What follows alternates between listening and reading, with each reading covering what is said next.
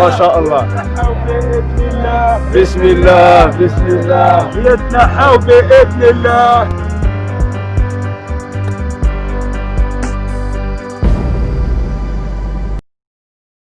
Bonjour tout le monde, salam alaikum, Azul Filawen. Bienvenue à Maître Schwitter, à Monsieur Saïd Salhi. Nous attendons l'arrivée de Maître Badi, Maître Karma. Maître Haboul s'excuse pour des raisons de santé. شكرا جزيلا لحضوركم الأساتذة. اليوم نحاولوا نطرقوا في هذا اللايف بعض الميكانيزمات بعض الآليات للدفاع على حقوق الإنسان. Il y a eu beaucoup de participation, de live, d'émissions qui ont été faites pour définir un peu les mécanismes que nos amis c'est Saïd, c'est Sofiane ont déjà élaboré et précisé. Nous essayons quelque part de le live, de mettre en place, d'essayer de comprendre comment on peut aller plus loin, comment le constat, je pense qu'il a été fait, et on va essayer ensemble de voir comment on peut aller plus loin dans la définition des mécanismes et pour les rendre un peu plus, peut-être, je dirais pas effectifs, parce qu'ils le sont déjà dans une certaine mesure, mais un peu plus efficaces par rapport à la situation dramatique de la répression que nous vivons et pour essayer de défendre, en tout cas de relâcher les détenus d'opinion qui aujourd'hui subissent les actes d'un régime répressif. Merci beaucoup Sofiane Schwitter, bienvenue. Ahlan, salam alaikum, marhaba, merci beaucoup. Merci. Saïd Salhi, bienvenue. Barakallahu fik. Saïd Akmana. Ah, on l'a perdu. Donc, je pense qu'il va essayer de se connecter. Il y a des problèmes de connexion aujourd'hui. Hein. Donc, on va démarrer. Je pense qu'il va finir par se connecter. Il a des problèmes de connexion. Merci de venir à Doustolona, c'est Schwitter. Merci de votre participation. Donc voilà, on a entendu dernièrement des déclarations assez étonnantes de Monsieur le responsable de la Ligue des droits de l'homme officielle, agréé par le pouvoir politique, qui nous disait qu'en Algérie, il n'y avait pas de détenus d'opinion. Vu comme ça, vu du Hirak, ça nous paraît assez monstrueux d'entendre un officiel qui est censé défendre malgré tout une certaine idée des droits de l'homme dire une contre-vérité pareille. Comment vous voyez cette intervention de ce monsieur-là et quelle base juridique peut-il réellement au-delà de la base politique qu'on connaît, puisque c'est quelqu'un qui a été nommé par un régime, mais de la base juridique sur laquelle il peut aussi s'appuyer. La première des choses, le président le conseil, ce qu'on appelle le conseil des droits de l'homme, يعني المجلس حقوق الإنسان، وهي مؤسسة وطنية اللي ترأسها الآن الاستاذ بوزيد الزهري. انا في الحقيقه مانيش متفق معه، هو استاذ تاعي السابق، اللي مون بروفيسور دو دروا كونستيتيسيونيل بجامعه قسنطينه، دونك ما نكونش نوعا ما سيفير. مانيش متفق معه. اولا التقسيم ما بين السجناء الرأي والسجناء السياسيين هي سي فري كو لأول مرة سيتي أمنيستي انترناسيونال عندما تم تأسيسها في 61 من قبل المحامي بيتر بينينسون، أعطى هذا الوصف في ديسكريبتيف تاع لو بريزوني دوبينيون سجين الرأي. والمقصود هو بالسجين الرأي هو كل شخص الذي تسلب الحرية تاعو. Je préfère utiliser toujours le terme privation de liberté، لأن سلب الحرية تشمل كثير من الأوصاف، لا garde à vue، توقيف تحت النظر، الحبس الاحتياطي، الإدانة، الاعتقال الإداري إلى آخره. دونك جو بريفير نستعمل المصطلح سلب الحرية، لا بريفاسيون دو ليبرتي. إذا كان واحد تم سلب الحرية تاعو بسبب التعبير السلمي عن الآراء تاعو، سواء كانت التعبير حول المعتقدات الدينية أو الفلسفية أو في متعلقة بموضوع متعلق بالشأن العام، السياسة بشكل واسع، يعني سواء كانت السياسة الداخلية أو السياسة الخارجية، ويتم قمعه يعني سلب الحرية تاعو، هنا يصبح سجين رأي. في البداية أنه أمنيستي عندما خلقت هذا الوصف مقارنة على السجناء السياسيين اللي هما ربما يختلفون على السجين الرأي، على أساس أن السجين السياسي يقدر يرتكب جريمة ولكن بدوافع سياسية.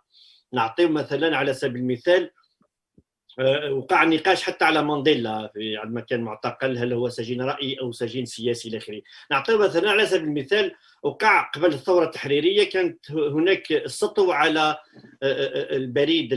مقر البريد المركزي في وهران، معروف في التاريخ الجزائري من المنظمة السرية. الفعل هو عملية سطو، سرقة، سي ان كريم يتفق عليه العالم، ولكن الدافع ماهوش دافع شخصي. الناس اللي يرتكبون هذه الجريمة هي ماهوش للتملك، ليس بأخذ المال للتملك الشخصي، وإنما لدوافع سياسية، لتمويل الحركة السياسية، مقاومة إلى آخره. بالتالي يقدر يحطهم في القانون الدولي، ما يفرقوش، سا نيكزيست با لي انستانس انترناسيونال، ما يقولكش هذا سجين سياسي وهذا سجين رأي. يعني مثلا لو ناخذ الرأي تاع الفريق العام للحجز التعسفي في قضية اللي هي حديثة وفي السياق تاع الحراك، هي قضية الفتيسي مسعود هو سجين رأي.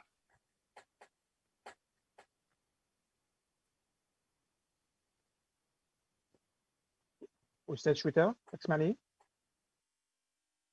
الأمازيغية، وكان حامل واحد الشعار يطالب بمجلس تأسيسي، مطلب رأي الحي. إذا ما فيش عنف، ما فيش تحريض على العنف، يا با انسيتاسيون الآن، ما فيش تحريض على الكراهية الإثنية أو اللغوية أو الدينية أو الميول الجنسية إلى آخره. إذا هذا انتهكت حقوقي، حريته، على أساس أنه يعبر، لأن التعبير مش فقط بالكلام باللفظ كما نتكلم، يقدر يكون واحد بالكاريكاتور، يقدر واحد بالشعارات، واحد بالفن. Donc il y a plusieurs formes de l'expression. À partir du moment où l'insan il n'a pas utilisé la violence, n'a pas préconisé l'usage de la violence, n'a pas incité à la haine raciale, ethnique, etc. Parce que la haine, c'est pas des opinions, hein, c'est clair. Le racisme, la discrimination et tout ça, ça c'est pas des opinions, ce sont des crimes punis, y compris par le droit international.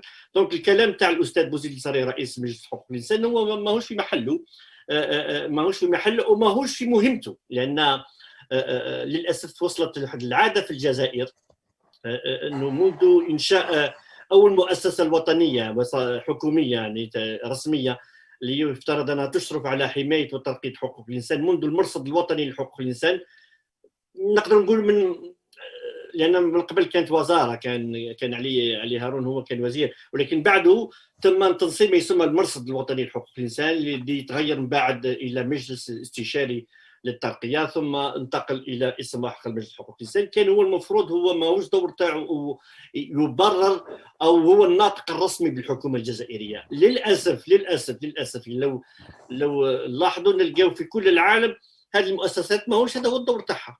خلي مثلا مانيش عارف انا، خلي وزير الخارجيه او ناطق رسمي بوزاره الخارجيه هو يتكلم عن الكلام، يدافع على وجهه نظر السلطه او ناطق رسمي بالحكومه الى اخره. اما ان واحد اللي يشرف على مؤسسه وطنيه ماهوش هذه المهام تاعو. اذا هو خطا في التوصيف.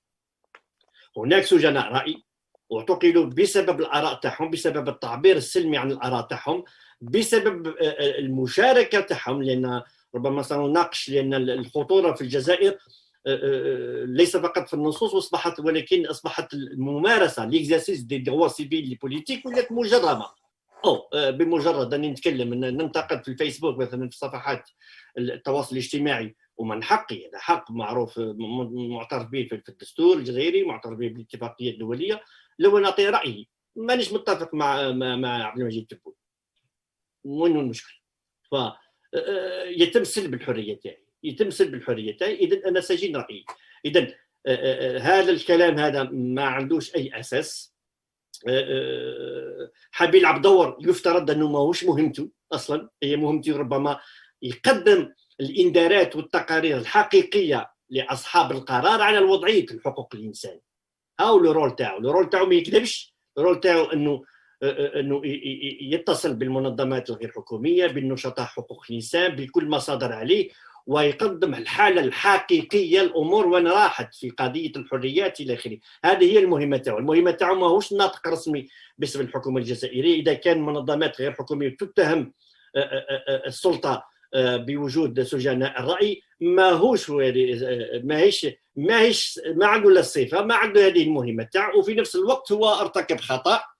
وللاسف هذا تكرار شفنا في الكارثه الاولى عندما وقعت واقعه محاكمه الاستئناف لكريم طابو، عندما رئيس الغرفه الجزائيه رفض، وهذا حق، رفض المهله، يعني لانه هناك طلب اعطاء مهله للمتهم لتحضير الدفاع تاعو وتحضير الحيد، ورفض. وقع ما وقع، يصدر بيان، واعتقد انه كان حتى محاميه عضو في المجلس حقوق الانسان استقالت احتجاجا على هذا البيان. هناك تكرار للاسف، تكرار وهو تدخل اصلا في شان القضاء، لان القضيه حتى لو عاد الاستئناف فصل فيها لان محل طعن بالنقد. القضاء ما فصلش بشكل نهائي الى اخره، وبالتالي لا يحق له اصلا ان يقول باللي الامور اجراءات صحيحه وصادقه. للاسف هذه المؤسسات في بعض الدول لعبت دور كبير في تطوير حقوق الانسان. للاسف في الجزائر للاسف هذه المؤسسات من نشأها في 92 اذا كان ما خدنيش الذاكره الى يومنا هذا، ما هيش قاعده تلعب في الدور تاعها، رغم انها مموله بالمال العام تاع الشعب الجزائري. شكرا استاذ شويتر. راه معنا سعيد صالحي. جو بونس كو يا موان دو كونيكسيون. راك معنا استاذ؟ وي السلام عليكم. اهلا معكم. مساء الخير. مساء الخير، مرحبا بك. دونك الاستاذ شويتر دونك طرحنا سؤال حول تصريحات l'association des droits de l'homme, la CNLDH, par rapport à détenu d'opinion, avec une déclaration assez étonnante juridiquement et politiquement sur le fait Makash مسجونين الرأي. انت راك نائب رئيس la Ligue algérienne des droits de l'homme. Donc pour rappeler, la Ligue algérienne des droits de l'homme existe depuis, je pense, 86. Si je veux, même peut-être avant, je pense. Et puis le comité des droits de l'homme qui a été 85, voilà, 85.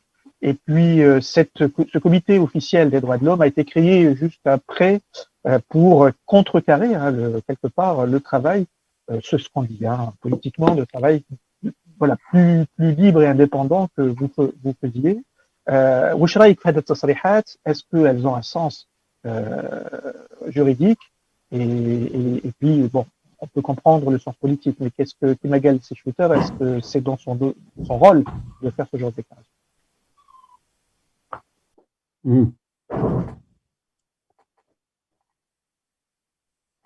Oui, merci. شكرا على الاستضافة.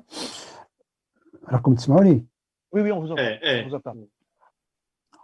Ok. شكرا على الاستضافة. Merci. Alors, je ne vais pas répéter ce qui a été dit par Maître Schiter.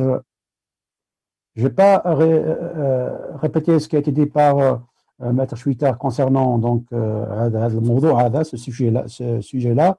Donc nous, à la Ligue, et moi-même, j'ai eu l'occasion déjà de réagir concernant la déclaration du président du Conseil national des droits de l'homme.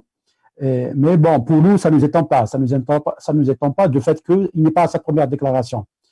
Ça ne nous étend pas aussi que le fait que ce Conseil des droits de l'homme, depuis sa création, je parlerai depuis 2016, bien que je rappelle que c'est une institution constitutionnelle et il fait partie des institutions nationales de protection des droits de l'homme. Elle fait partie des mécanismes nationaux de protection des droits de l'homme qui sont régis bien sûr par les principes de Paris. Donc il y a justement des critères de classification même de ces institutions. Je rappelle que cette institution, le Conseil national des droits de l'homme, a été classé donc au statut B. Il a été même déclassé, alors qu'à sa création, quand il était donc la commission consultative, il a été classé au classe A. Actuellement, il est classé donc au statut B, de fait de son non-indépendance donc du pouvoir exécutif, alors qu'il est censé être plus ou moins indépendante du pouvoir exécutif, bien qu'il est, bien sûr, il faut le dire, une institution consultative. Malheureusement, on l'a entendu même à l'occasion de l'emprisonnement du journaliste Khalid Drani. Donc, c'est vraiment, il n'est pas vraiment à sa première déclaration. Aujourd'hui, le Conseil national des droits de l'homme, comme ça a été dit par M. Schwittel, il devient presque le porte-parole du gouvernement, le porte-parole du pouvoir. Et je rappelle aussi, même, je pense en 2018, ce conseil a été rappelé à l'ordre, par la commission, par l'instance, donc ce qu'on appelle l'IRCC, donc l'instance qui classe justement ces institutions nationales, concernant une déclaration qu'il a faite à Amnesty International, là où il a carrément pris position à la place du gouvernement contre la section Amnesty International d'Algérie. Aujourd'hui, vous voyez bien que ce Conseil national des droits de l'homme est vraiment à côté de sa mission. Il est vraiment à côté de sa mission parce que l'une de ses missions, justement, c'est de porter des rapports sur la situation des droits de l'homme de manière objective, de manière plus ou moins authentique. Et aussi l'une de ses missions, c'est justement de conseiller le pouvoir politique, notamment le pouvoir exécutif, sur justement tous les moyens à même justement d'améliorer la situation des droits de l'homme. Malheureusement, on a vu même, bon, il faut pas s'étonner, il faut même revenir comment Monsieur Zaï a été nommé à ce poste-là. Et il faut vraiment le rappeler, dans quelles conditions il a été élu, dans quelles conditions il a été mis à ce poste-là. Nous-mêmes, en tant qu'organisation de la société civile, je parlerai même de tout le mouvement des droits humains algériens, pas seulement la Ligue, mais toutes les organisations qui font partie un peu dans cette famille un peu de droits de l'homme ne siègent pas dans cette institution, alors que cette institution devait être, à la limite, sinon dans sa composante essentielle, portée par la société civile. Aujourd'hui, la société civile est totalement absente de cette institution. Voilà, donc, pour vous dire, en fin de compte, bon, M. Zaï est vraiment à côté vraiment de sa mission. Il est vraiment à côté de sa mission, alors que nous-mêmes, moi, je vais pas vous cacher, moi-même, je lui ai envoyé directement, comme on se connaît, on a eu déjà l'occasion à un certain moment donc de travailler avec l'ancienne commission.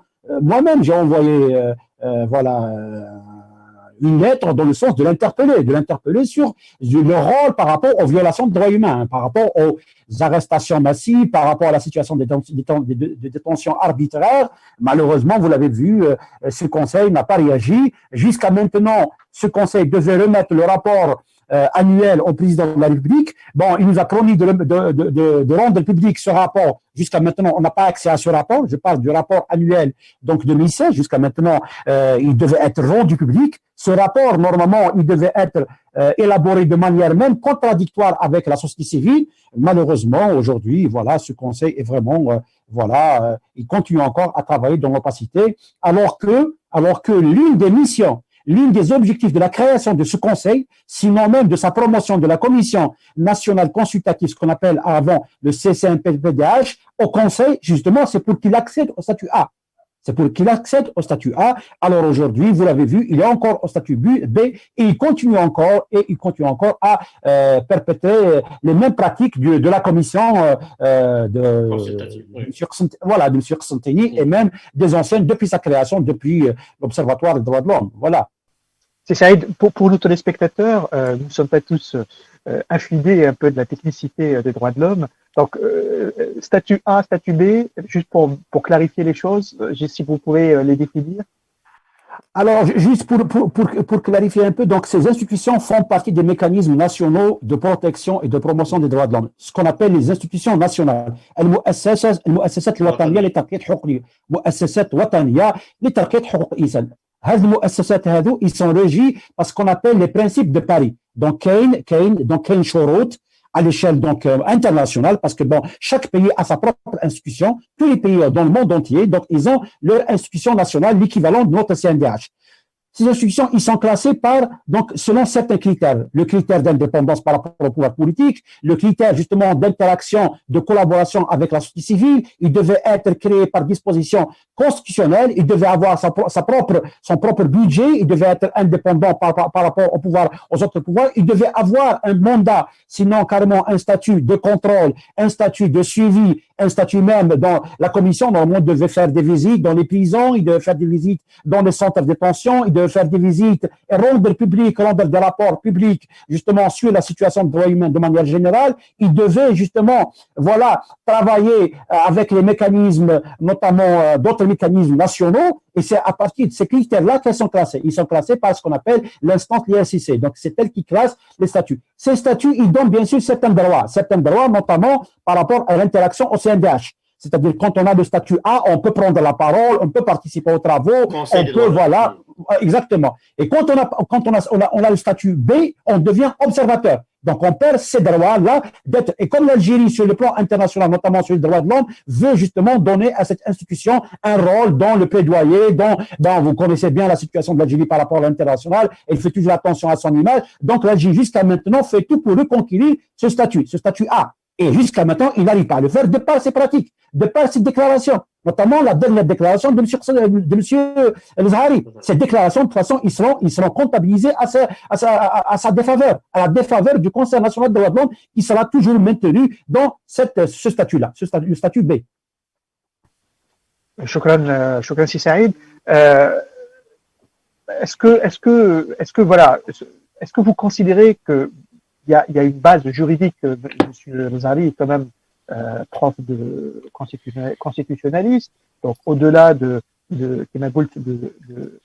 chapeauter un conseil consultatif, il connaît le droit. Donc, est-ce que quelque part on peut dire il se base malgré tout sur quelques éléments juridiques, ou c'est vraiment un déni de droit total? Qu'est-ce que vous en pensez?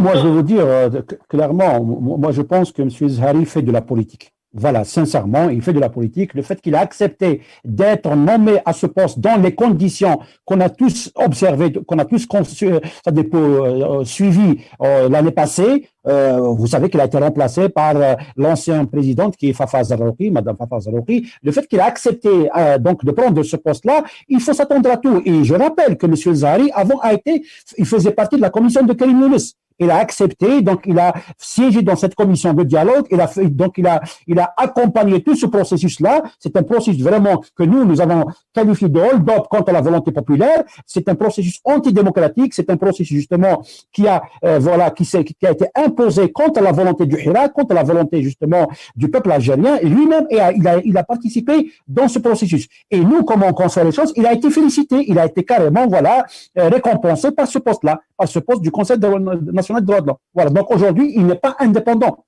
Il n'est pas autonome, il n'est pas, parce qu'il est redevable du pouvoir politique par rapport à ce poste-là. Aujourd'hui, il n'a pas les coups de franche. Aujourd'hui, il ne peut pas vraiment jouer le rôle que sied justement à cette institution nationale. Malheureusement, l'institution nationale aujourd'hui, les droits de l'homme, il est vraiment, à côté de sa mission. Voilà ce que je peux dire. Merci. Je connais Si Saïd.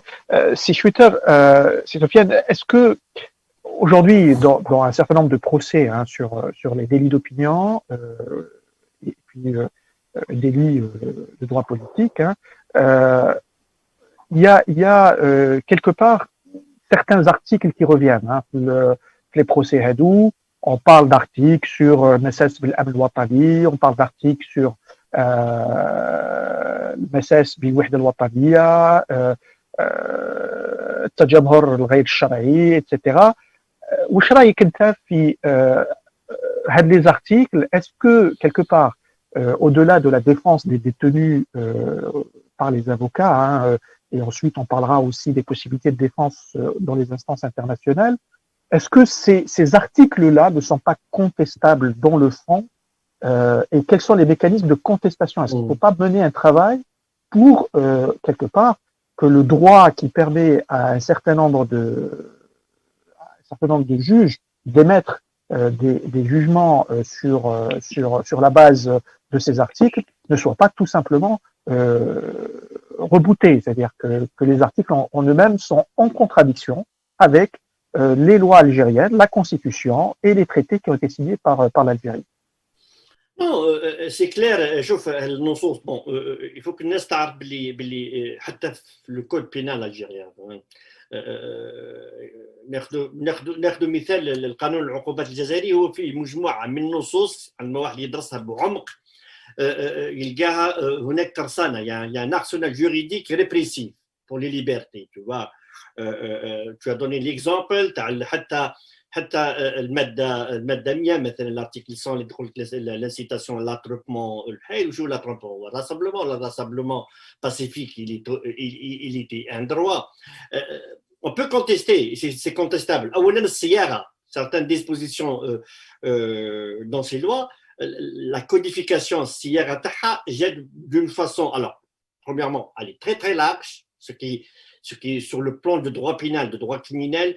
Les textes ne doivent pas être très très larges, il faut être très restrictif. Même l'interprétation des textes en matière pénale, il faut être très restrictif. Elle est large, donc tu peux l'utiliser contre n'importe qui, comme tu veux. Il n'y a pas de, ما عندكش إطار اللي يقيد الحيد. ثانيا فيها بحاجة مبهمة. tu as مثلا مساس بالوحدة الترابية للوطن. Nous n'avons même pas une jurisprudence. يعني في بعض الأحيان il y a des textes qui sont vagues, qui sont peut-être incompréhensibles. Ça, c'est les tribunaux, c'est le rôle des tribunaux, des juges, de donner ce qu'on appelle une jurisprudence, de créer l'interprétation.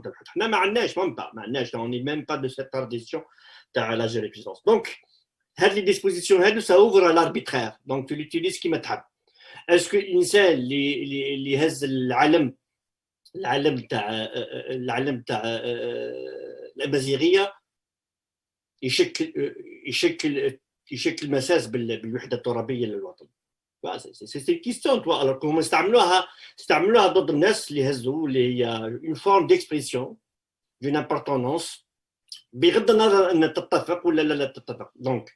donc ce sont des dispositions répressives. طريقة الصياغة تاعها نفسها تخلي انك اي انسان يقدر يتعسف، السلطة تقدر تتعسف، تقدر تسجل اي انسان، تستعملها بشكل يعني تعسفي، تقدر تدخل يعني شفناها مثلا حتى وطبقت يعني بشكل ديسكريميناتوار. شفنا مثلا في نفس الوقت يعني في نفس الاطار الزمني اللي في العاصمه ولا في قسنطينه وربما جو بونس كو مانيش عارف بالك في سكيكدا ثاني اللي يحمل الرايه مثلا الامازيغيه تابعوه. باركونتر اللي يحملها في بجايه مثلا، اللي يحملها في تزوز ما دارلهمش متابعه. دونك يعني حتى المساواه لو دروا ليغاليتي بين المواطنين انتهكت. بون كاين لا بوسيبيليتي de les contester, de les contester devant les tribunaux nationaux. C'est l'épuisement des voies de recours internes ما يسمى باستنفاد الوسائل الانصاف الداخليه. وعندك هنا nous avons deux méthodes. Il faut méthode تاع انه تطعن في عدم دستوريتها اللي انتي كونستيتيسيونيل باسكو les principes de la légalité du crime et de la peine même الشرعيه والجريمه والعقوبه تلزم انه يكون هناك نوع من انه التقييد وتكون امور واضحه، لانه الانسان لازم يعرف ما هي الامور اللي هي مجرمه ولا لا. انا مانيش عارف اذا كان ان نحمل الرايه الامازيغيه مثلا جريمه، لازم توضح لي لانه بعد طبق علي انت المبدا تقول لي لا جهله ني سونسينيوري لا لوا، مبدا لا عذر بجهل القانون، ولكن لابد ان السلطه كي دير القانون لازم يكون واضح، الناس تكون تعرف باللي بالتصرف ما ان كومبورتمون تل ان كومبورتمون يكريميناليزي. هذا من جهه. دونك عندك لا بوسيبيليتي انه يطعن في مدى دستوريه هذه القوانين على اساس انها تخالف الدستور لانه يحدد الحريات. هضرنا على البرانسيب دو لا ليغاليتي. وعندك في نفس الاطار الوطني، هذا على المستوى القضائي، على مستوى لا فوا جوديسيير، عندك ما يسمى ب لا نون كونفونسيوناليتي، لانه الانسان لازم يستعمل القانون الدولي اللي هي صادقت عليه الجزائر ونشرت في الجريده الرسميه، واصبح جزء لا يتجزا من التشريع الوطني، بل عنده السمو. لا كونستيتيسيون والقرار اول قرار تاع المجلس الدستوري الجزائري، وكان هناك حتى قرار تاع الغرفه التجاريه في المحكمه العليا يؤكد على ان الاتفاقيات الدوليه التي تصادق عليها الجزائر وتنشر في الجريده الرسميه تسمع القوانين. وش معناه؟ معناه انه كي يعود عندك نص تاع قانون وطني يخالف نص من اتفاقيه دوليه صادقت عليها الجزائر، القاضي يستبعد التطبيق، ما يلغيش لانه ماهوش هو المشرع، ولكن يستبعد من التطبيق لا نون ابليكابيليتي، يديكلار نون ابليكابيليتي تاع القانون، هذاك النص تاع القانون الوطني، وبالتالي يطبق الاتفاقيه اللي هنا تسمو على القانون الوطني. دونك لا نون كونفونسيوناليتي يعني ان هذا النص غير متلائم مع الاتفاقيات الدوليه لحقوق الانسان. وكان تجربه انا نشوف عليها انا طعنت كان بكري في القانون الاجراءات المدنيه السابق، كانوا يحط ما يسمى بالاكراه البدني والمدني. الإكراه البدني في المواد التجاريه والمدني وش معناه؟ معناه واحد يعود ما يقدرش مثلا تحكم عليه المحكمه انه يرجع مال مثلا دين الى اخره، بعدين يديروا الاجراءات تاع الحجز وما يلقاو والو عنده الى اخره، هنا يقدروا ينفذوا عليه الاكراه، يعني يتم سجن هذاك الشخص لمده معينه. هذه تخالف الماده 11 من العهد الدولي الخاص بالحقوق المدنيه والسياسيه. العهد الدولي هي اتفاقيه دوليه تاع حقوق الانسان صادقت عليها الجزائر منذ 89 ونشرت في الجريده الرسميه، وهي كي تخالف الماده 11 من هذا العهد. وانا طعنتها بون سا با مارشي على المستوى الدرجه الاولى، لان القضاة ربما ما يفهموش نوعا ما هذه الامور تاع القانون الدولي، سي لا بروميير فوا. على مستوى المجلس ثاني ما فهموش، على مستوى المحكمه العليا مشات معايا المحكمه العليا واقرت بعدم تطبيق الاكراه البدني وعدم لي بابليكابل، وبالتالي عندما مجال المشرع كي دار قانون جديد على الاجراءات المدنيه والاداريه لغى اوتوماتيكمون الاكراه البدني، دونك يا بلو باسكو لي با كونفورم، وهذا الحاكم قال. الميزه لانه ربما البعض الزملاء المحامين لقاو مشاكل في للاسف اللي عنده الخبره والاستاذ هبول عبد الله للاسف ما كانش حاضر، لانه هو عنده تجربه خاصه في قضايا الحراك، طعن في كثير طعن في عدم دستوريه النصوص، وسنا با ابوتي لان ديجا المشرع كي دار قانون بعد كيفاش الانسان يدفع بعدم دستوريه القوانين امام المحاكم، دارها بواحد الطريقه كي تقراها سي ان باركور دو كومباتون في واحد العواقي، سي ني با بوسيبل بالك توصل اصلا توصل للمجلس الدستوري.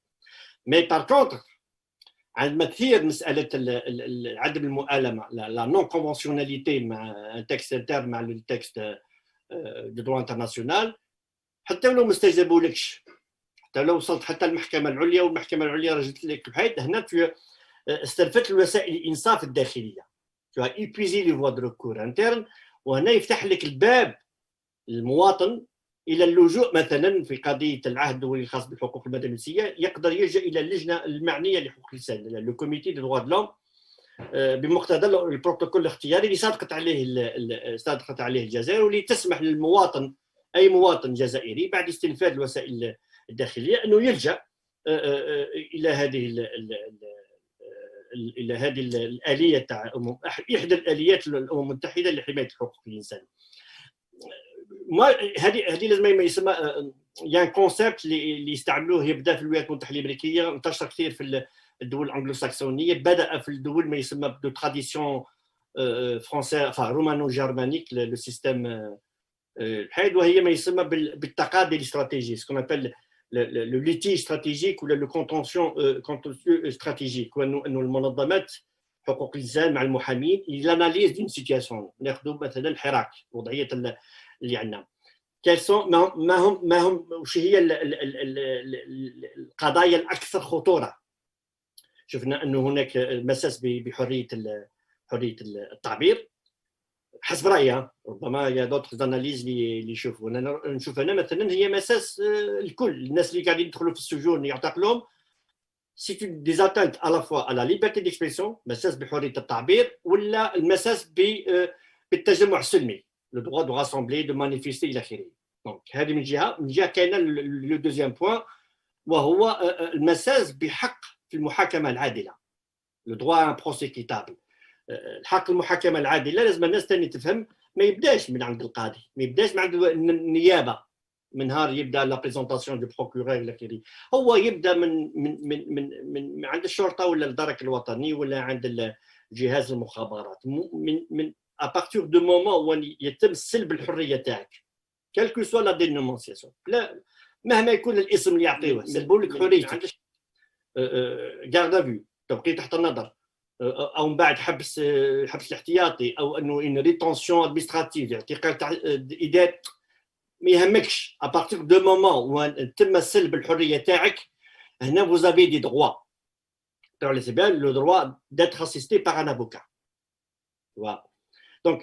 Donc le contentieux هذا الاستراتيجيك التقاضي الاستراتيجي هو نفترض انه يتم تحليل واش اللي واقع ما هم الامور الاكثر خطوره اللي يمكن انه نروحوا امام القضاء الوطني بلي دو فوا اللي كنت نتكلم عليها الى غايه الوصول اذا كان ما نجحناش على مستوى المحاكم الوطنيه وهو عارفين باللي القضاء ماهوش قضاء مستقل ولكن يفترض علينا لانه شرط في بعض الاليات مش لكل الاليات في بعض الاليات يشترط علينا انه نستنفذ الوسائل الانصاف الداخليه لان لازم نعطيو الفرصه لانه عندما تستنفذ الوسائل الداخليه تعطي الفرصه للدوله انها تصحح الخطا اذا ما صححتش هي الخطا ونقصد بالقضاء اذا ما صححش القضاء هنا يفتح لي ويعطيني كل مبررات انه نلجا الى الاليات الدوليه اللي مش فقط في الامم المتحده كاينه اليه اخرى ولا تقل اهميتها من الامم المتحده وهي اللجنه الافريقيه لحقوق الانسان تابع للاتحاد الافريقي اللي حتى ربما الناس بعض ما مش دارسين ولا بسنيه يحتقروا نوعا ما الجانب الافريقي ولكن الجزائري الدوله الجزائريه والنظام الجزائري اللي تري سونسيبل لو تاتي ثاني قرارات من هذه الاليات تاع الاتحاد الافريقي لان الدوله الجزائريه تحاول تلعب دور كبير في افريقيا وفي الاتحاد الافريقي دونك توت كريتيك من لي انستيتيسيون تاع لينيون افريكان سا بو اتر اون بريسيون افيكاس على السلطه اللي كي تتراجع عن التعسف. دونك هادو هما اون غروسو مودو وي اون بو كونتيستي هاد النصوص هذه. شكرا سي شوتر. سي سعيد صالحي واش رايك انت في قال استاذ شويتر حول une défense, je dirais, alors, le terme exact, technique, je ne saurais pas le dire, mais une défense stratégique de Hirak, dans le sens où نقدروا نطعنوا في بعض المواد اللي تستعمل من طرف النيابة العامة لحبس بعض الحراكيين وربما واحد المادة اللي تقول atteinte à l'intérêt national, par définition, une atteinte à l'intérêt national est un texte politique, parce que qui peut définir l'intérêt national? Si ce n'est, on est tous, quelque part, citoyens, tous censés travailler pour l'intérêt national. Donc, qui peut dire هذا راه مساس بالintérêt national? Qui peut le définir? Est-ce que c'est la politique d'un gouvernement? Est-ce que c'est une diplomatie? Est-ce que c'est une armée, une institution? Qu'est-ce que ça veut dire, مساس l'intérêt national au sens juridique du terme? Voilà, je pose la question. Est-ce qu'il n'y a pas un moyen, des moyens de contester les articles de loi dans le fond, c'est-à-dire pas nécessairement sur des affaires, puisqu'il y a des temporalités qui Maguel Hasse et Sofiane à respecter sur les affaires en cours, mais d'une manière beaucoup plus stratégique et beaucoup plus large vis-à-vis de tout ce qui se passe depuis un an dans le Hirak. Merci. Tout d'abord, j'aimerais vraiment remercier M. Schwitter. Je sais qu'il a une grande compétence concernant les droits de l'homme, les droits internationaux, mais on est amis. Je suis beaucoup donc ces travaux, notamment toutes les requêtes et les plaintes introduites au niveau des mécanismes internationaux. Moi, je voudrais un peu intervenir de notre côté à nous, en tant qu'organisation des droits humains, en tant qu'ONG. Alors, bien sûr, en tant qu'ONG, nous agissons pratiquement, disons, sur 3 volets. D'abord, sur le volet de la défense juridique. Donc, bien sûr, il fallait donc voilà mobiliser donc le corps de la défense. Et je pense à l'occasion du Hirak, on n'a pas à le mobiliser parce qu'aujourd'hui nous avons, et on se réjouit vraiment, nous avons vraiment des avocats mobilisés.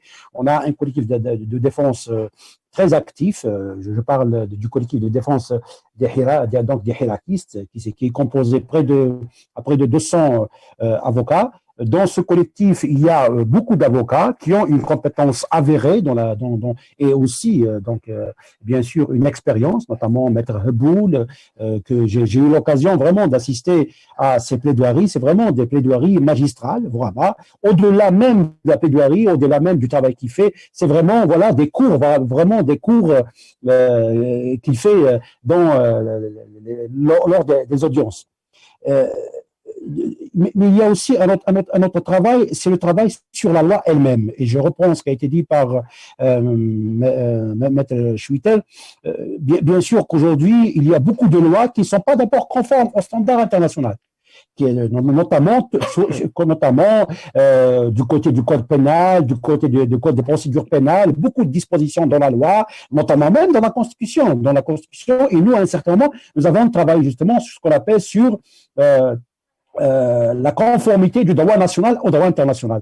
Et avec les experts aussi, on s'est rendu compte que aujourd'hui il y a beaucoup de distorsions qui existent dans le droit national et qui n'est pas conforme au standard international. Et bien sûr, on a essayé un peu de lancer des campagnes d'abord conformer le droit national au droit international, lever les réserves, et bien sûr ratifier les conventions qui ne sont pas encore ratifiées. Il y a un autre volet, c'est ce qu'on a appelé de notre côté, le côté de l'effectivité du droit. L'Algérie s'empresse à ratifier toutes les conventions internationales, mais malheureusement, elles sont pas appliquées. Elles sont pas appliquées. Parfois, elles sont pas invoquées dans les tribunaux, parfois par méconnaissance du droit, comme le disait bien Maître Schmitter, parfois par ignorance, parfois carrément par déni de droit. Que ce soit du côté des magistrats ou même parfois même du côté des avocats. Et nous-mêmes, nous avons lancé avec l'appui de l'Union européenne plusieurs programmes justement de formation des avocats, des juristes, ce qu'on appelle de notre côté des professionnels de droit pour justement, comment travailler avec les mécanismes internationaux, comment travailler avec le droit international, comment travailler avec les conventions, notamment les conventions ratifiées par l'Algérie et qui sont des conventions contraignantes. Voilà. Ça, c'est un peu l'état des lieux. Bien sûr, il faut que je dise aussi que de notre côté, nous, à la Ligue, nous avons beaucoup de problèmes en interne. Il faut dire qu'aujourd'hui, le mouvement des droits humains en Algérie, il n'est pas vraiment, organisé. Il y a beaucoup de difficultés en interne. Jusqu'à maintenant, il y a aussi des faiblesses. Il faut le dire. Il y a des faiblesses dans le droit, dans le mouvement des droits humains. Jusqu'à maintenant, nous agissons beaucoup plus dans l'urgence que justement, le travail que devait se faire justement, comme le disait bien Maître Schwitter, concernant les rapports, concernant justement, même un état des lieux sur le système judiciaire. Je vous cache pas, nous-mêmes, nous avons travaillé depuis 2011 sur le système judiciaire et nous avons travaillé dans le cadre d'un grand projet qui s'inscrit dans le cadre de la réforme de la justice avec l'appui de l'Union européenne et l'appui du CNUT sur justement donc ce projet-là de la réforme de la justice et bien sûr sur le procès équitable. Et nous avons essayé de décortiquer le système judiciaire dans son ensemble, que ce soit par rapport aux lois, par rapport aux pratiques et par rapport bien sûr à toutes les contradictions qui existent dans le système judiciaire, notamment ces questions qui sont révélées chaque jour aujourd'hui à l'occasion de chaque procès. Aujourd'hui, c'est tout le monde qui dit que notre justice n'est pas indépendante, que notre justice est lente, que notre justice est incompétente, que notre justice est onéreuse. Bien sûr, le constat, il est là. Je suis tout à fait d'accord avec l'analyse de Monsieur Schwitter. Quoi faire? Je pense aujourd'hui, moi, je vais un peu être un peu réaliste. Je vous dis, on a assisté à des procès et j'entends bien quelques avocats de dire parfois il n'est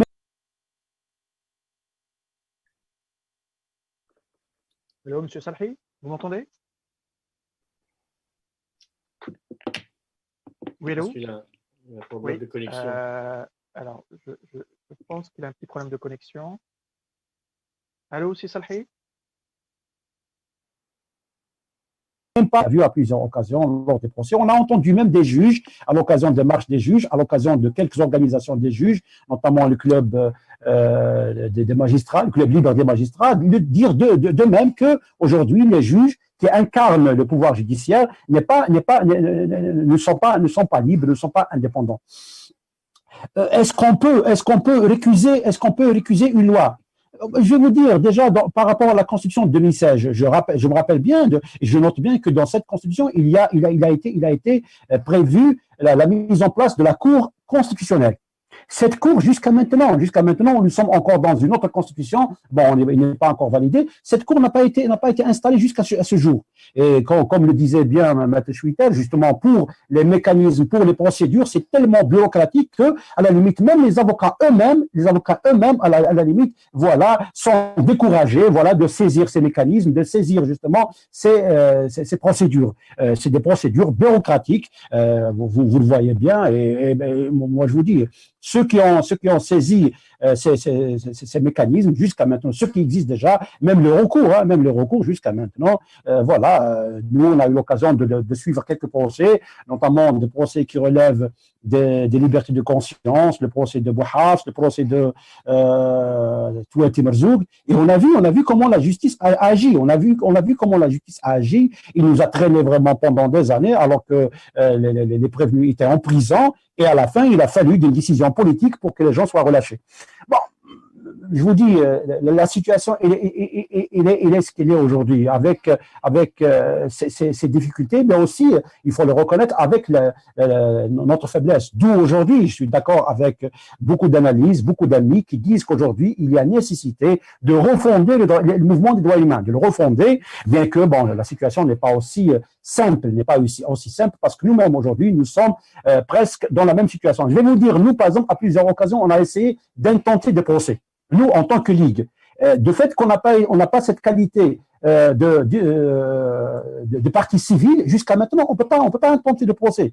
Et jusqu'à maintenant, on n'est même pas reconnu. Je vais vous dire, nous avons lancé un projet pour l'observation des procès, pour envoyer des observateurs dans les procès, et à chaque fois qu'on envoie les procès, moi-même, en tant que, disons, responsable des droits de l'homme, à chaque fois que j'essaye d'assister à un procès, il fallait se battre. Il fallait se battre à l'entrée avec des policiers, avec le procureur, pour assister, pour observer un procès, pour prendre des notes lors de l'audience, et à chaque fois, c'est vraiment un combat de chaque jour, parce qu'il faut dire que jusqu'à maintenant, la LADDH et même toutes les organisations des droits de l'homme qui sont actives en Algérie ne sont pas reconnues officiellement. Jusqu'à maintenant, aucune organisation n'a ce qu'on appelle le récépissé de conformité par rapport à la loi 1206. Jusqu'à maintenant, que ce soit la Ligue, que ce soit Amnesty, que ce soit toutes les organisations, même ceux qui travaillent sur des questions thématiques, ne sont pas reconnus de manière officielle auprès donc du ministère de l'Intérieur, auprès du pouvoir politique.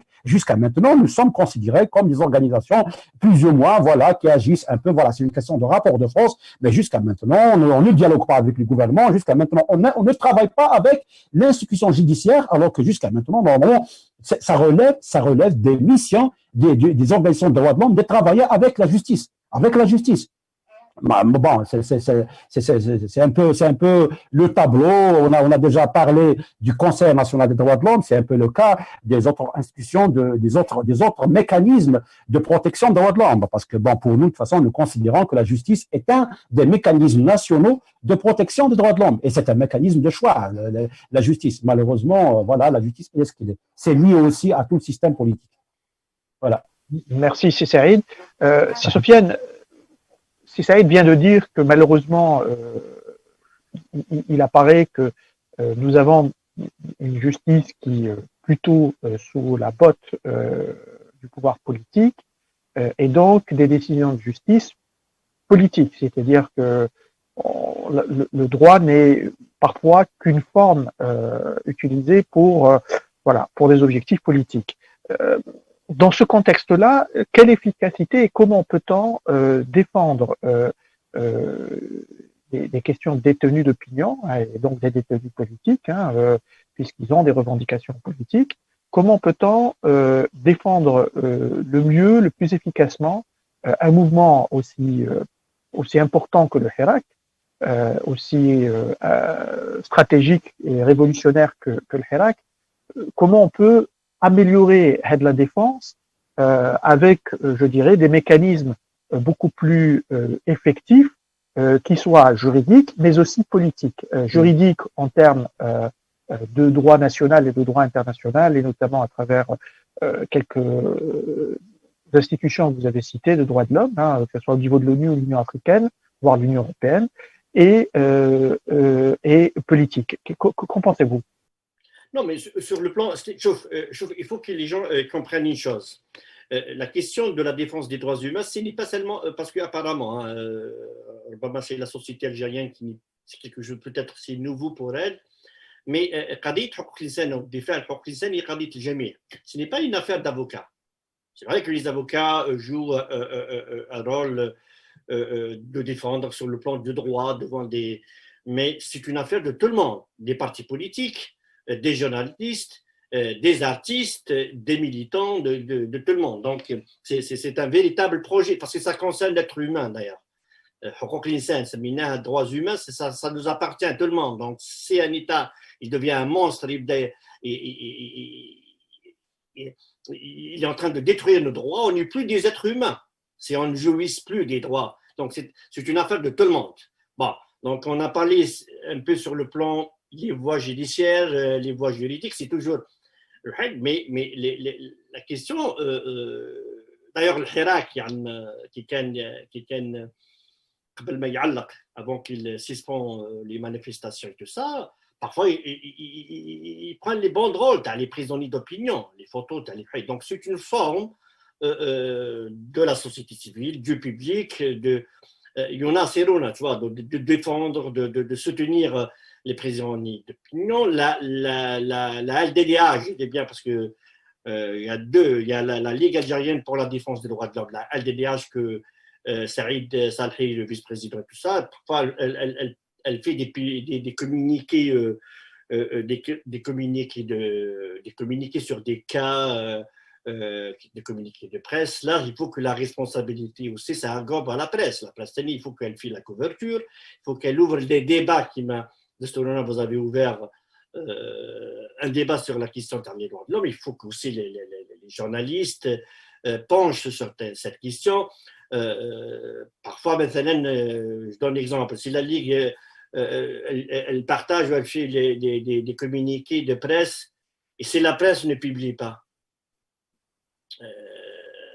tu vois, parfois on peut poser des questions. Pourquoi telle organisation me تكلمش على telle thématique. Je dis il faut vérifier dans le site parce que parfois le mouvement des droits de l'homme, parfois son allié stratégique, c'est la presse, c'est les médias. Les mouvements des droits de l'homme, je parle des ONG, je parle des ONG soit au niveau international ou là au niveau local. Le seul moyen pour faire justement éclater une affaire, c'est par les médias. C'est les médias qui ouvrent les débats, partagent le rapport, partagent les communiqués. Donc ça, il y a une responsabilité, à la place. Il y a aussi la responsabilité, les partis politiques, les hommes politiques. C'est une responsabilité. Si je ramène, grâce à un courage d'un des prisonniers d'opinion, on habitue un avis, par exemple, d'une instance des Nations Unies qui donne des recommandations. Ça incombe aussi aux partis politiques de la prendre en charge, d'essayer à chaque fois de soulever cette question, de faire des communiqués, d'exiger au gouvernement de respecter les recommandations des instances internationales. Ça, c'est aussi de la responsabilité d'assister. C'est pas un jugement, mais je parle des moyens. Donc, ce n'est pas seulement. Parfois, on a vu. Des chefs partis de politique assistent à des procès, tout ça. Est-ce que c'est suffisant? Non. Bon, ils font du bon travail, mais ça demande beaucoup plus. Il faut des communiqués, il faut des conférences de presse des partis politiques. Tout le monde, même les partis politiques, limite فهموش, يفترض عليهم أنه يتحملوا قضية حقوق الإنسان, ça parce que ça nous concerne tous d'ailleurs. Moi, si je défends par exemple le droit à un procès équitable d'un hirakiste, ce n'est pas seulement pour le hirakiste qui va bénéficier. c'est aussi parce que le lendemain, avec un politicien, par exemple, Lyon, il est sympathique avec le pouvoir ou le hajab, mais demain, il peut avoir des problèmes. Donc, je garantis lui-même ses droits. Je te donne un exemple. À une époque, Saïd et tout ça, tout le monde, on exige le respect des droits de l'homme. On a dit, par exemple, à l'époque, même j'aime pas nommer, mais par exemple, à l'époque où Saïd, c'est pas d'un chef, loin de Hachallah, mais à l'époque, il avait le pouvoir, on demande le respect de procès équitables, etc. Ce n'est pas parce que c'est pour faire bénéficier à ses opposants qu'il bénéficie d'un procès équitable, mais c'est pour lui-même, parce que Ba'ad Janha, lui-même, il n'a pas eu, c'est une question de principe, lui-même, il n'a pas bénéficié d'un procès équitable. Imaginez, et c'est un message pour les gens, les décideurs d'Allion, vous avez la chance, vous avez la possibilité maintenant de construire avec tout le monde, bien sûr, un état de droit, mais c'est pas non, mais c'est Sofiane ou le Saïd ou le Haja qui vont bénéficier d'un procès équitable. Non, c'est pour vous, parce que nous maintenant, demain, vous allez peut être victime, ou la ouled, comme ou tout ça, vous allez être victime d'un procès non équitable et d'une arrestation, la détention arbitraire, etc. C'est possible quand on construit. Toujours la répression, l'état répressif, tout ça, c'est comme un monstre jinha, tu peux le nourrir, etc. Et lui, tu ne le contrôles pas, il devient un danger. Donc, je pense que les autorités, enfin les gens qui ont le pouvoir de décision, d'être plus sages, de comprendre la question des droits de l'homme, ce n'est pas pour faire bénéficier à quelqu'un les mettre à bouche parce qu'il est en opposant ou le hajar. Non, mais ça, c'est pour tout le monde, pour les gens qui sont riches, puissants, pour les gens qui sont pauvres, qui sont faibles, etc. Ça bénéficie. C'est pour ça. القضية حقوق الإنسان ما الناس ما يشوفوهاش فقط انه تاع واحد النخبه فقط تاع نو ان جي ولا تاع المحامين بون المحامين سون دون كما يقولوها في الخط الامامي دون en première ligne et tout ça, mais ça concerne tout le monde, Moi, j'aurais aimé qu'on ouvre un véritable débat, c'est-à-dire c'est pas dans le sens de règlement de compte, mais il faut qu'on ouvre un débat sérieux sur ces parce que l'insan صراحة ما بقاش واحد إنسان في الأمان qui peut être en sécurité. Je lui dis, نقولها وهضرتها publiquement, même le général Chengraha, il n'est pas en sécurité. Il peut être pour un système qu'ils ont construit, le système, il peut être lui-même détenu peut-être arbitrairement et qui ne bénéficie pas même pas d'un procès équitable, qui m'a les anciens chefs terreau, qui ont été emprisonnés, jugés, tout ça. Je ne dis pas parce qu'ils n'ont pas le droit, l'insan il يرتكب جريمة يتحاكم بما فيها أنا, mais de façon équitable, dans le respect des normes, le droit à la défense, etc. ولكن الآن لازم يتفطنوا هاد الحكام باللي même tout ما ماكوش في أمان. C'est vrai que le jeune hirakiste قاعد يخلص. On est en train de défendre le principe, non seulement en dehors de فلان ولا فلان ولكن c'est pour faire bénéficier à tout le monde, y compris هما وولادهم, tu vois, tout le monde. Parce que يجي نهار وتتقلب l'état de pensée, le système, tout ça, la répression, يقدر يولي هو danger حتى على أنفسهم. Ça a été prouvé d'ailleurs, ça a été prouvé. بالك بكري ما كانوش يامنونا, بالك حنا كي كنا on demande, on revendique le respect des droits de l'homme, etc. بالك je croyais que nous on défend une certaine catégorie d'opposants, l'homme et tout ça. Mais maintenant, voilà, s'ils ont construit un État, ils attendent la possibilité d'un État 20 ans avec les Hadda ou les 20 ans. Si on a construit un État de droit, un respect des normes internationales, procès équitable, le droit à la défense pleinement garanti, etc. Par exemple, je donne un exemple, j'ouvre un exemple, le procès, enfin, les journaux, le procès à Saïd Bouteflika et les autres. Le juge, le président du tribunal, lui a posé la question sur une communication téléphonique entre lui et le général Tofir. Alors là, je ne fais pas de commentaires sur une communication qui a été enregistrée sur écoute sans autorisation d'un juge. Donc, il y a donc lui-même, en dehors de ce qu'on pense de lui, mais le principe, lui-même il est victime d'une violation de son droit à la vie privée. On a enregistré, on a écouté, on a enregistré une communication avec telle personne sans un mandat d'un juge. Mais imaginez lui, quelqu'un a eu le pouvoir à une époque, s'il a édifié, c'est-à-dire il a profité de son pouvoir à ce moment-là, de construire un état de droit, le respect, les normes claires, textement, et qu'il y a des normes de sanctions, toute violation à la vie privée, elle sera sévèrement sanctionnée. La justice, elle est indépendante. Ben, l'ex-métèche victime, peut-être il sera poursuivi pour s'il a commis une infraction réelle à la loi, comme tout le monde. On est justiciable. واحد ما يتهرب من المحاكمه اذا ارتكبنا احنا مسألة قانون الى اخره ولكن كان على الاقل يتحاكم محاكمه عادله وما يتظلمش حقوقه. اي بان ماتنون هما دمروا ما كان شويه اللي كان. Et voilà, donc c'est une question de tout le monde, tous les partis politiques, les opposants, les journalistes, c'est de la responsabilité de travailler ensemble sans la question des droits de l'homme, y compris le الشعب لازم يتحمل مسؤوليته dans le sens نقول لك مش معناه مش قاعد يتحمل مسؤوليته ولكن هذه قضيه الجميع قضيه الجميع ما يشوفهاش قضيه تاع نخبه ولا تاع محامي ولا كذا. Shukran, c'est Twitter.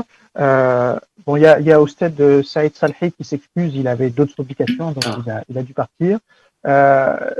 Dans le même ordre d'idée, c'est Twitter.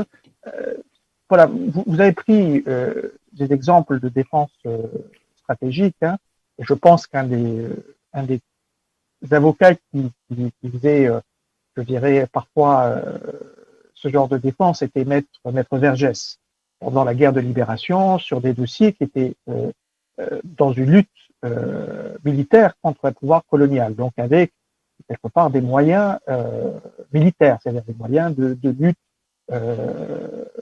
des moudjahidines à l'époque qui étaient répréhensibles dans le cadre d'un droit colonial, hein, globalement. Mais il y a eu malgré tout une prise en charge internationale à travers des comités d'avocats de la question de la défense des moudjahidines qui avaient le droit de défendre leur combat pour l'indépendance du pays.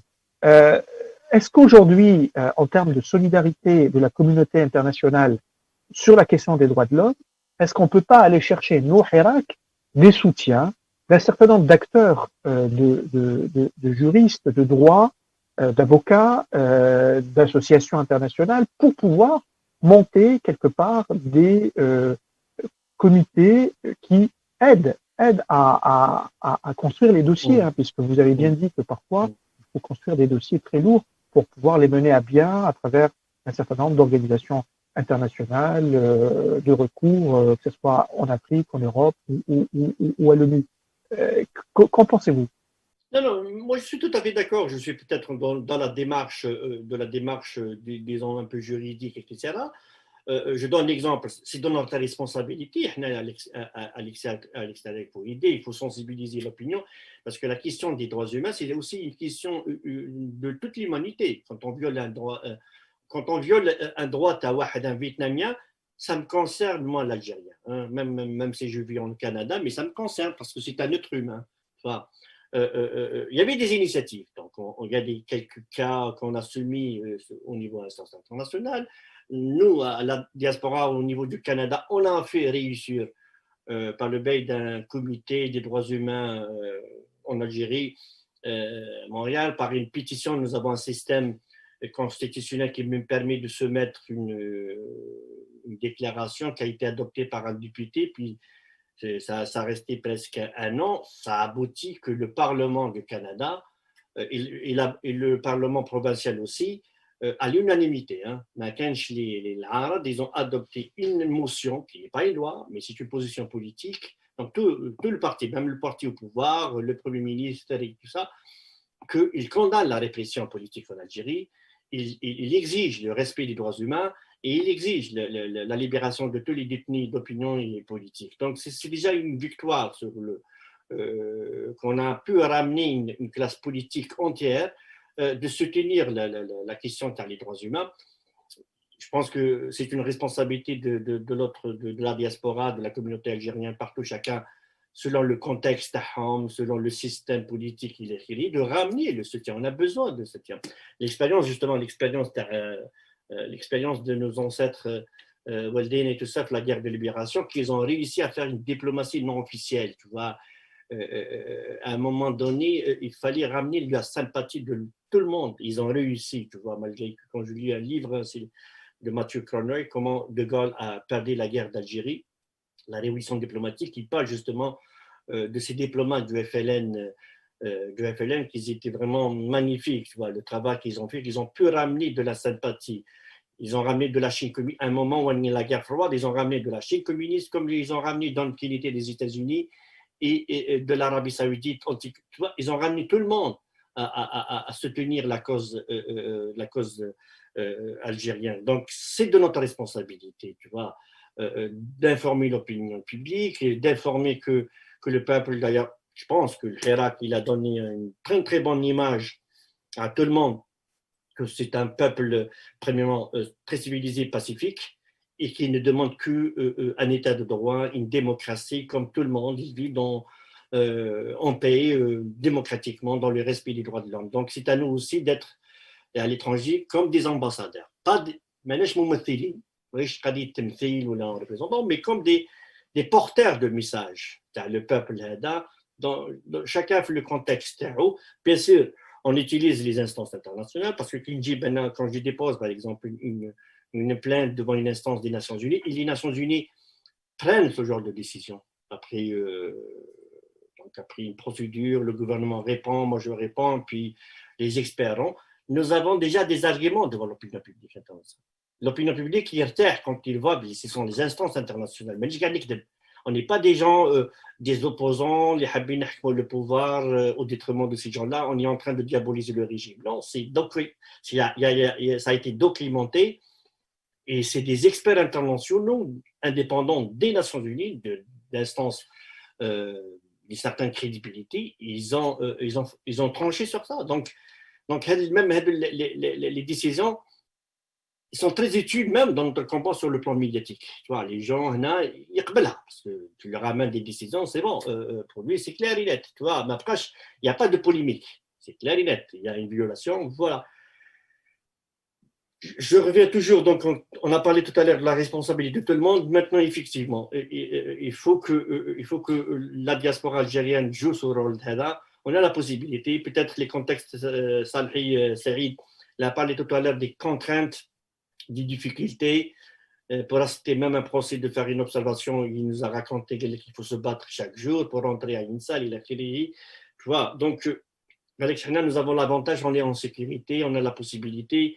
On a même des professeurs, des éminents professeurs en droit international, si tu as des petits doutes, tout ça, demander des conseils, tout ça, de travailler. Donc, on peut aider notre peuple à défendre ses droits et à défendre sa dignité.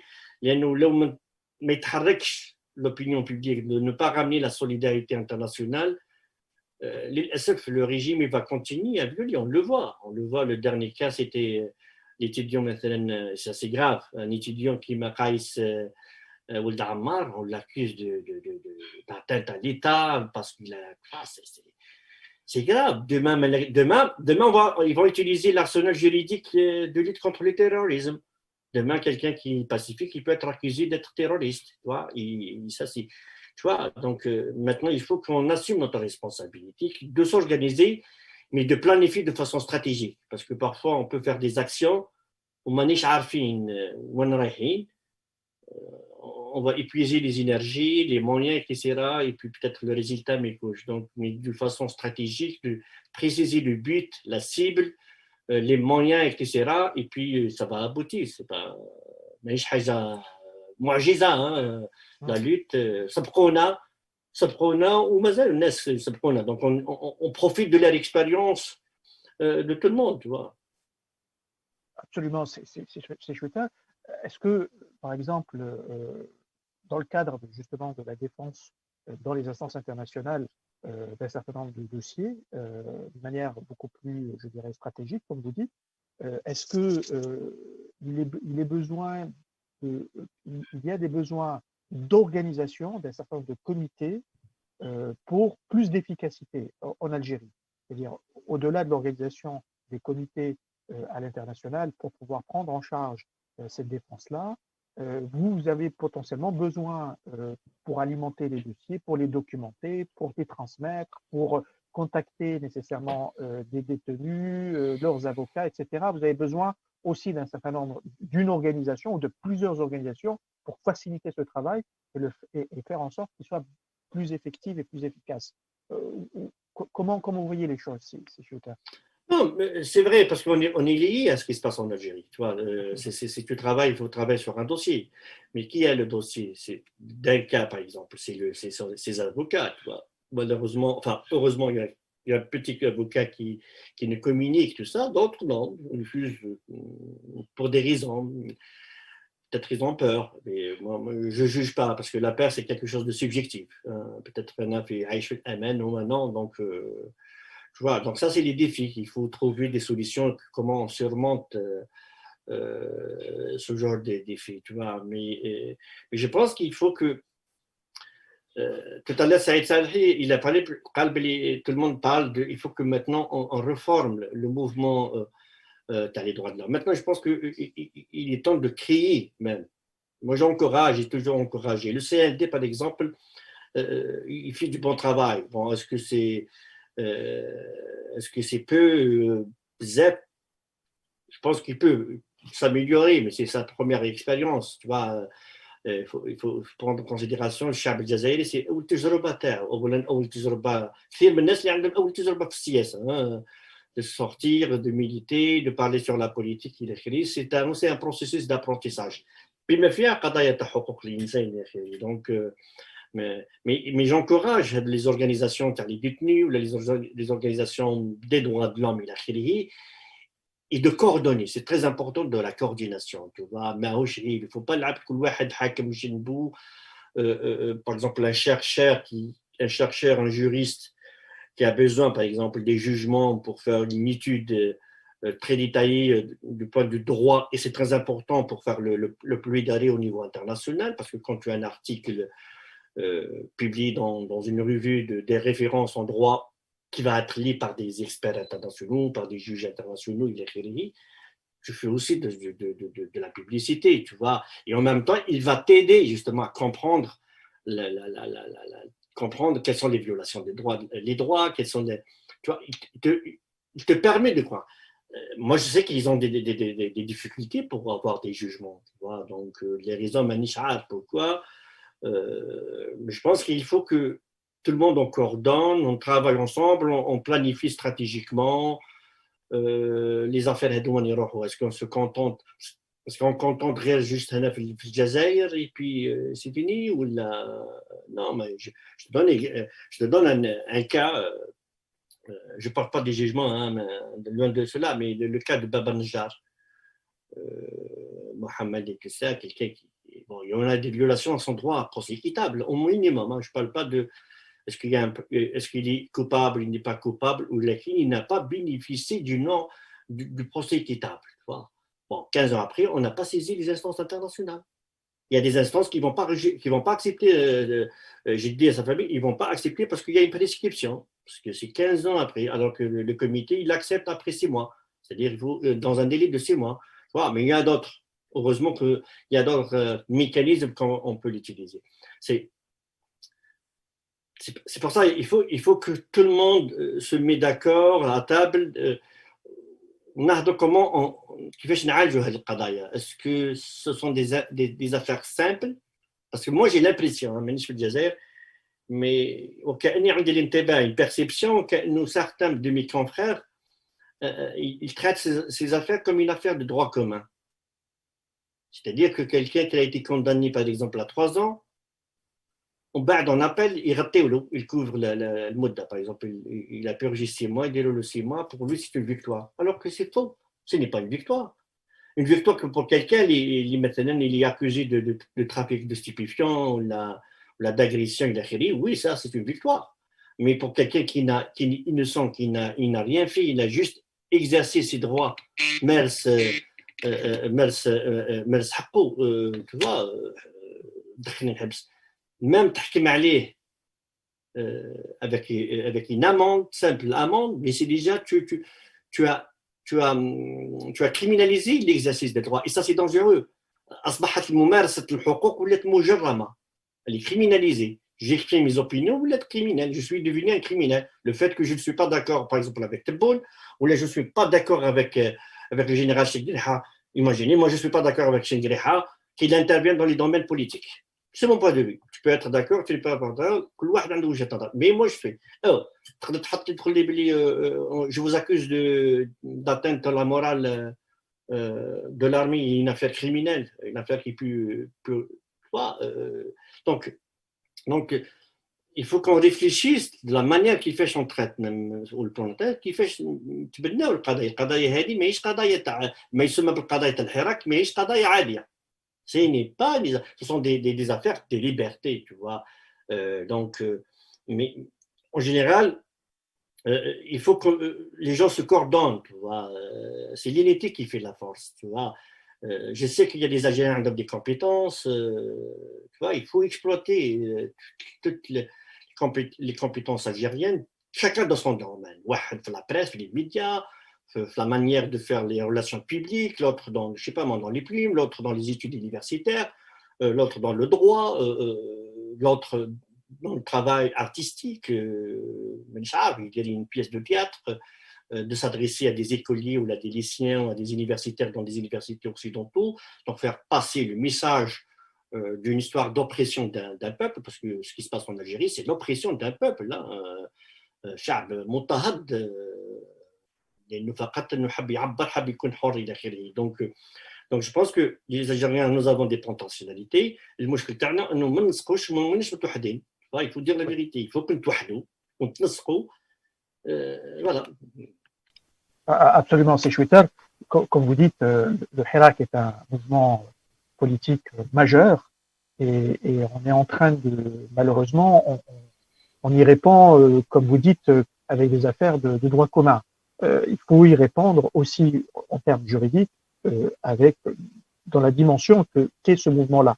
Donc avec une organisation qui m'accorde plusieurs organisations internes qui soient capables de répondre à des besoins, je dirais, de défense des libertés et des droits de l'homme au vu d'une stratégie de répression et de peur qu'élabore le pouvoir, et ensuite un relais à l'international qui soit aussi organisé, qui puisse travailler avec différentes organisations à l'intérieur du pays pour pouvoir construire une défense qui soit la plus efficace possible, puisque ces affaires-là de répression, quand on peut les défendre sur place, voilà, tant mieux, mais on sait très bien que une justice qui est défaillante, il faut aussi travailler sur cette défaillance à l'international du fait de tous les traités qu'elle a signés. En tout cas, merci beaucoup, Chouetal, par rapport à toutes les informations et les analyses que vous avez apportées, en espérant un vœu pieux que nous mettions en place tous ensemble des organisations à l'international qui, au-delà de la défense, je dirais, technique des différents dossiers des droits de l'homme, qu'elles soient soutenues médiatiquement, qu'elles soient soutenues par tous les hirakistes, d'une manière ou d'une autre, pour que nous puissions apporter un soutien majeur au Hirak en Algérie, puisque c'est la stratégie de la peur qui est en train d'utiliser le pouvoir, et qu'une manière de casser cette peur-là, c'est de s'organiser et de s'unir pour dire, vous nous faites pas peur, nous sommes capables de résister à ça. Malgré tout, c'est quand même nos militants, des militants d'Algérie qui sont terrifiés, qui résistent dans des conditions très difficiles, et c'est notre devoir de les soutenir et de les défendre. Shukran jazilan, c'est Twitter pour cet échange, et à une prochaine fois, Inch'Allah. Inch'Allah. À très bientôt, Inch'Allah. Inch'Allah. Au revoir. Merci beaucoup. Au revoir. Au revoir.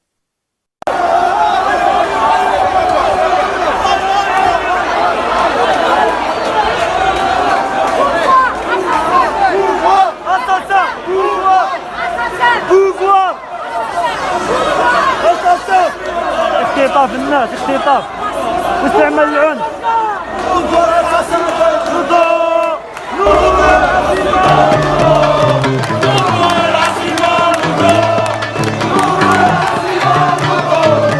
No more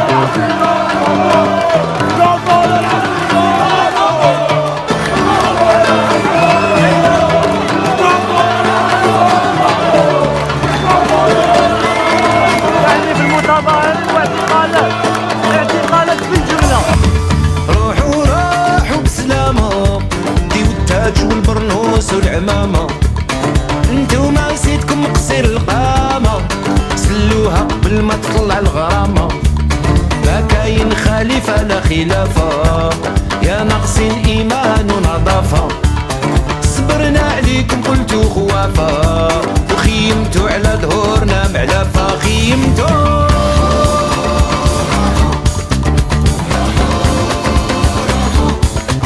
صاير خلصت الحكاية وسكتنا 20 سنة كفاية خلصت الحفلة يا وجوه الغملة غريب تفيد عليكم الحملة الله ما نزيدو معاكم دقيقة 62 وحنا بالشقيقة عرفنا اساسكم تشيبا وسريقة وعروقو ما زالها عميقة ما زالها روحو روحو روحو خير ليكم تروحو روحو روحو روحو ما نبيكم تروحو